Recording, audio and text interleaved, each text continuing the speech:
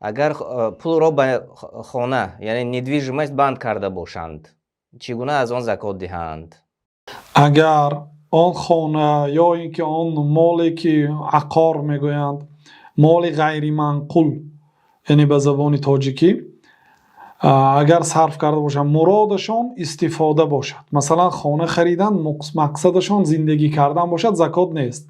агар мақсадашон фурӯхтани он мол дар вақте ки қимат мешавад бошад, қавли саҳиҳ ҳамин ки вақте ки фурӯхтан як маротиба закот медиҳанд. агар масалан шахсе ки як замини калон ё як хонаи калона харидааст, дигар мол надорад, бигузор қиматаш масалан 500 000 аст ё 100 000 аст, вақте ки фурӯхт як бор закот медиҳад. баъзе уламо ҳар сол мегӯянд, лекин дар ин камтар ба соҳиби мол зулм мешавад. як маротиба закот медиҳад вақте ки фурӯхт.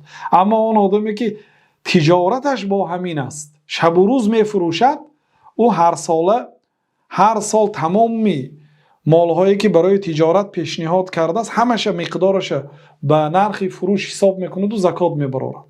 яъне ки агар як хона дошта бошад ва он хонаро чуноне ки гуфтем гирифта мондааст, яъне ки хонае ки дар оянда барои фурӯш аст, дар оянда барои фурӯш бошад, фурӯхт закот медиҳад як маротиба.